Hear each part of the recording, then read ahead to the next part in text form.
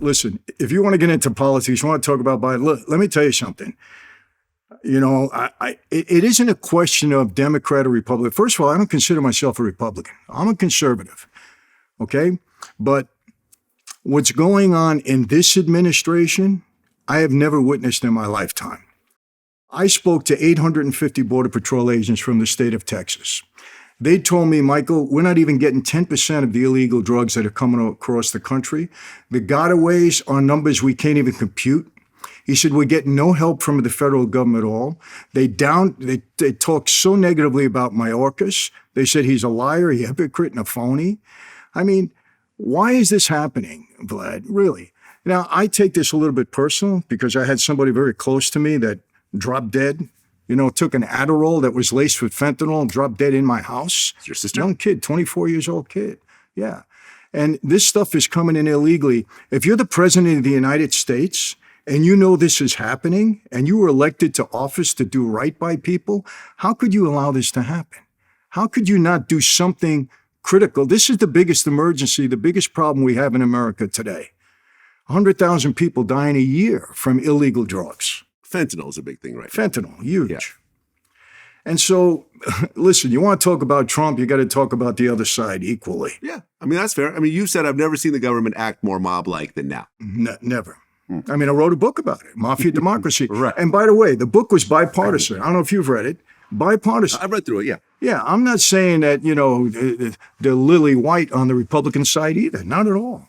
But these people, look, let me ask you a question. Mm-hmm. You got your spouse, your best friend, your business partner. They lie to you once. All right, you know, straighten it out. Second time, start to get a little bit annoyed. Third, fourth, fifth time, hey, I'm done. Mm-hmm. These people get up there and lie on a daily basis. And people say, well, Michael, that's politics. I say, it's not politics. It's lying. And they're lying to your detriment. And we just allow it. We let it happen. Okay, we have to say, though, that Trump lied way more than any other president, to the point where every tweet that he made had to be fact-checked and proven as false. Like the amount of, come on, you can't tell me that Biden publicly lies as much as Trump in what he says. Like that's, come on, you know that's not true. You know that's not true, Michael. Vlad, Biden. Come on, like how many fake news, every time he gets called, that's fake news. Come on. Like it was crazy during Trump's administration with like just the bold-faced lies that he told. I will tell you that it's not a comparison. Biden is the biggest liar that ever sat in the White House. The guy you said that Biden is the worst president in U.S. history. 100%. Worse than Nixon, huh? Worse than Nixon. Worse than Nixon. Absolutely. Who got impeached for breaking into Democratic offices and stealing documents. Okay, but you know what? They're not being prosecuted for what they're doing now. Okay. Look what they did. Look at the influence they had on Twitter. Look at the thing. Look what the FBI is doing. This is Joe Biden's Justice Department. Mm-hmm. Joe Biden, he's the boss. He's allowing all this stuff to happen. Listen, look, Watergate was Watergate. We understand it was wrong. But come on, Vlad, what's happening now with Biden? The guy is out of his mind. And I'm telling you something. I know this better than anybody. Follow the money. I had bank accounts all over the world. They followed the money with me. Follow the money with Biden. This guy is the worst president that was ever sitting in the White House. Okay. Well, you appeared on Tucker Carlson. I did. Back when he had a job. I did. At Fox. Well, how long ago was this? A couple of weeks ago. Right before he got fired. I think the week before. The week before. I just made it. I just made it. You slipped in. Number one, what do you think about Tucker getting fired? Well, listen, I don't know. I mean, I've been in touch with Tucker. I don't know all the details. A lot of internal stuff happened that'll probably come out. So I don't want to comment on it. Do I like the fact that he was let go like he was? No. But he's going to land on his feet. I mean, Tucker has got a huge audience. Yeah. I found him to be very genuine when I sat with him. I spent the day with him. And I liked him. Well, he was getting together with Musk right now. Yeah, no, he's supposed to launch a show on Twitter. Yeah. And I guess he's giving up like $25 million in a non-compete. He'll get it somewhere else. He'll get it somewhere else. Exactly. I mean, listen, he's got a following. Yeah, my friend Patrick Bet-David offered him $100 million. Oh, really? Over 5 years, yeah. Oh, it's a big public announcement. Okay. Yeah. I didn't know that. Yeah. That 100 million David over had 5 those years. type of dollars to be thrown around like that. Yeah. Well, He's probably got some investors coming in and so forth. he's got some money back. He's got some money behind him.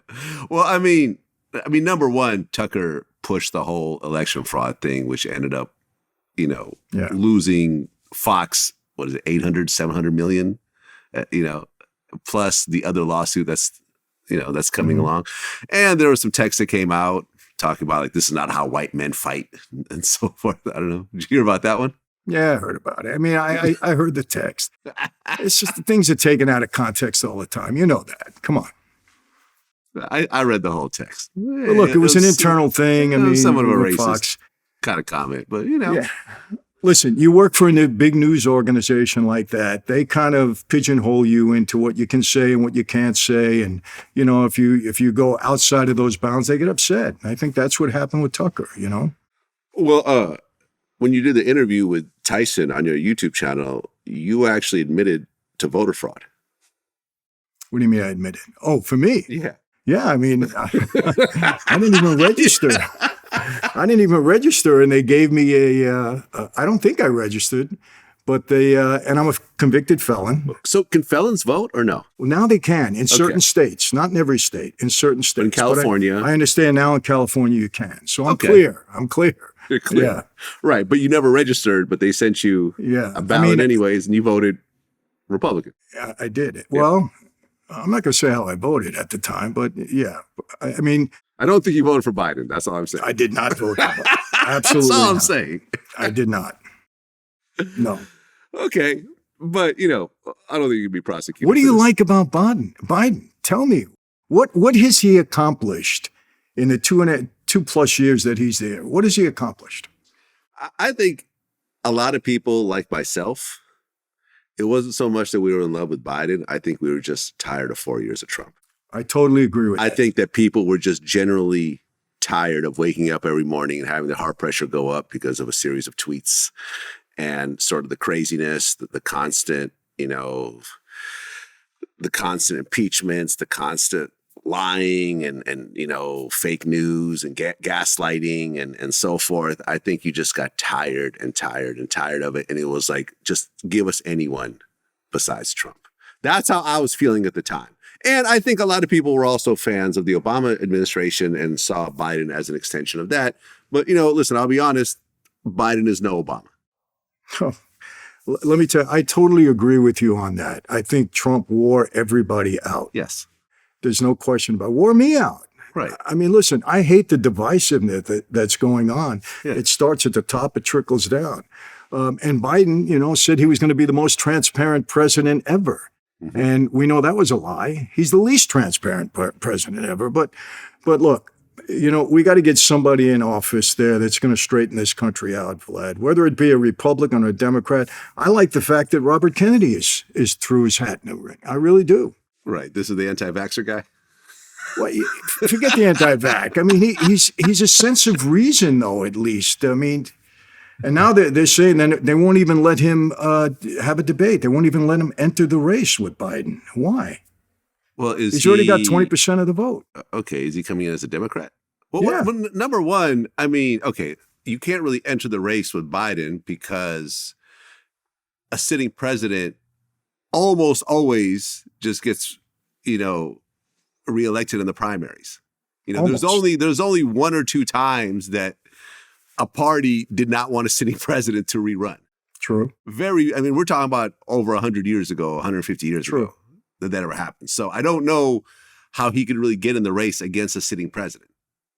Well, they can allow him to They primary. could, but I'm They saying it could. just never really happens. But if he's already got 20% support in the polls. That's a lot. And the other woman, I forget her name, that's running, has got 9%. That's 30% already that's taken away from Biden. Why shouldn't he be able to debate him? Let the people make their choice. Listen, like I said, sitting president. It just is what it is. It's not like anyone was going to run against Trump, in the last election on the Republican side, right? Well, DeSantis wasn't going to go and try to go against Trump. No, but Trump was popular with his base. I mean, come on, what did he get? 80 million votes? That's a lot of votes still. Got a lot of votes. Yeah. So I mean, listen, it it was a somewhat close race. It wasn't like Biden blew him out the water. Now, he clearly won, but it wasn't like 70-30 or anything just drastic like that. It was like, 55-45 or something of that sort. Like I said, I think a lot of people were just tired of 4 years of Trump and the divisiveness and the increased racism and, and everything else like that. Because, listen, like I said, I have friends who are Trump supporters. Like my man, DJ Academics, supports Trump. It is what it is. At the end of the day, we can still be friends if we're on opposite sides of politics. But for me, to answer the question, honestly, it was just like, just give us someone. Just give us somebody. I don't care if it's Bernie Sanders. I don't care if, Hillary Clinton reruns or if it's Biden or if it's Michelle Obama. Just give us somebody to just, keep our blood pressure low. I think a lot of people felt the same way. I felt that way. I said, come on, too much, man. Stop with the tweets and all that. It was too much. And I agree with that. The problem is the alternative. And look, I don't think anybody knew what we were really getting with Biden. We thought we were getting one thing.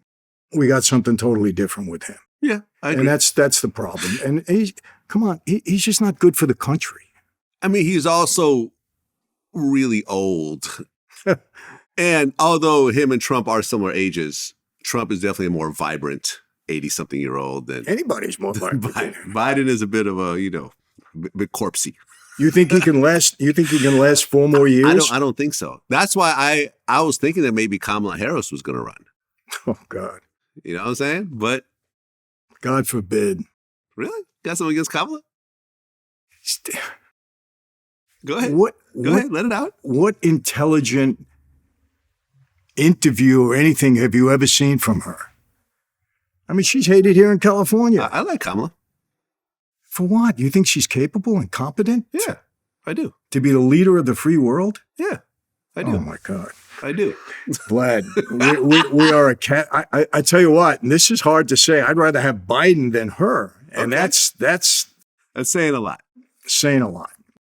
I'll tell you what, I thought if Biden was smart, okay, because most people think that he's not going to make it for another term. Mm-hmm. He should have put somebody competent in there as his vice president. So people say, all right, I'll vote for Biden. If he doesn't make it, at least we got this. But Kamala's polls, she polled under 1% when she was running for president. She was the first one out of the race. Mm.